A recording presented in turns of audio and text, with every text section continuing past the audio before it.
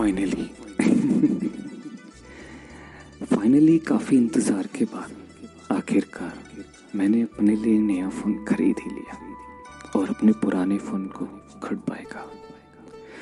पर इस टेक्नोलॉजी के अपग्रेड ने मेरे सामने मेरी ज़िंदगी का एक बहुत बड़ा सवाल ला कर रख दिया था, टू डिलीट और नॉट टू डिलीट। बात थी उसकी और मेरी चैट की। वैसे तो उसका और मेरा रिलेशन काफ़ी टाइम पहले ख़त्म हो चुका था। हम दोनों की बहुत ही सिंपल सी स्टोरी थी। Boy meets girl and then they fall in love, but after some time girl falls out of love. हमारे ब्रेकअप के बाद मुझे बहुत से लोगों ने समझाया कि प्यार कैसे करते हैं, ब्रेकअप क्यों होता है और इस ब्रेकअप से मूव ऑन कैसे किया जाता है। पर साला कोई ये नहीं समझा पाया कि उसकी बातों से, उसकी यादों से ब्रेकअप कैसे करते हैं। आज के मॉडर्न रिलेशनशिप अक्सर चैट से ही शुरू होते हैं और फेसबुक से होकर व्हाट्सएप तक पहुंचते हैं। इमोजीज के थ्रू अपने इमोशंस बयां करते हैं और अक्सर उसी चैट पर वही रिलेशन खत्म भी हो जाते हैं।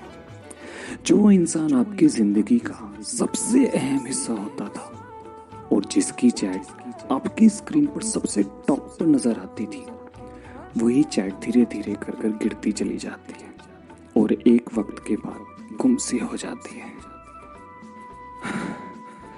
पर कभी कभी जाने अनजाने वही चैट अचानक से हमारे सामने भी आ जाती है। कुछ ऐसा ही मेरे साथ भी हुआ था जब मैं अपने पुराने फ़ोन से अपने नए फ़ोन में डाटा ट्रांसफ़र कर रहा था और अचानक मेरी नज़र उसकी चैट पर पड़ी। मैंने उसका नाम चुड़ैल के नाम से सेव कर रखा था। बहुत सताती थी मुझे, पर उसका और मेरा रिलेशनशिप काफ़ी टाइम पहले ख़त्म हो चुका था। और ज़्यादा ना सोचकर मैंने मोर का बटन दबाया और डिलीट का ऑप्शन सेलेक्ट किया और फिर ओके करने ही जा रहा था कि मेरी नज़र उसकी प्रोफाइल पिक पर पड़ी। इस बार उसकी प्रोफाइल पिक कुछ पतली पतली सी नज़र आ रही थी। मैंने सोचा क्यों ना डिलीट करने से पहले एक बार इस चैट को फिर से पढ़ लिया जाए, क्योंकि उसकी और मेरी बात अक्सर चैट के थ्रू ही होती थी। ये चैट ना होकर मानो ये हमारे इश्क की किताब हो। तो बस मैंने शुरू से शुरू किया, उसकी फर्स्ट हाय से, जब हम दोनों एक दूसरे के लिए अनजान थे। वो मुझसे सवाल करती और मैं उससे, मानो हम दोनों एक दूसरे का इंटरव्यू ले रहे हों। उस चैट में मैं अपने आप को ढूंढता और कुछ कुछ उसे पा भी लेता।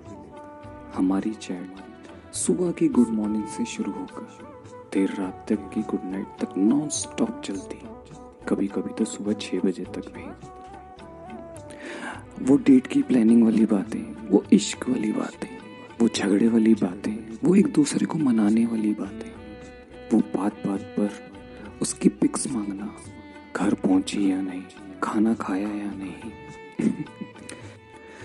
जैसे जैसे मैं हमारी चैट पढ़ रहा था और उसे एक बार फिर से जीने की कोशिश कर रहा, उस वक्त मुझे ये एहसास था कि हर बदलते पेज के साथ मैं उस कहानी के एंड की तरफ बढ़ रहा हूँ।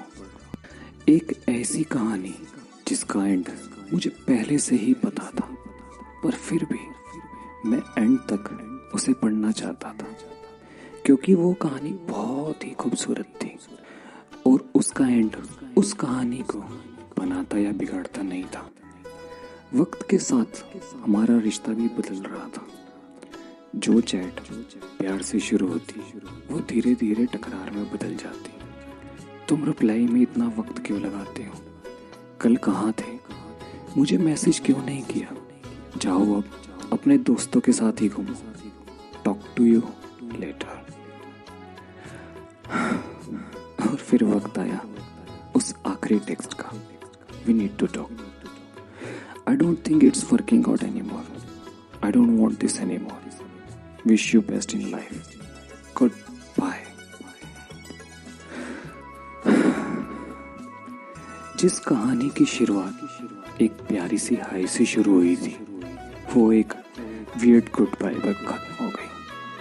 चैट तो खत्म हो गई, पर वो सवाल अभी भी ज्यों का तो खड़ा था, टू डिलीट और नॉट टू डिलीट। एक जगह लग रहा था कि क्या फर्क पड़ता है, चैट ही तो है, और दूसरी जगह लग रहा था कि क्या फर्क पड़ता है यार, चैट ही तो है।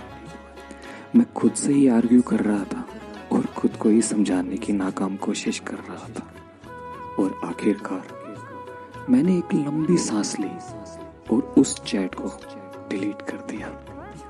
एक क्लिक में मेरे सालों की इन्वेस्टमेंट सुहा हो गई। ये एक इमोशनल मोमेंट था मेरे लिए, जहां मैं एक तरफ दुखी और उदास भी था तो दूसरी तरफ खुश भी, क्योंकि उस कहानी को मैं बहुत पहले पीछे छोड़ आया था। उसकी और मेरी कहानी बहुत खूबसूरत थी, जिसे बयां करने के लिए किसी भी वर्ड्स की जरूरत नहीं थी, क्योंकि वो हमेशा मेरे दिल में जिंदा रहेगी।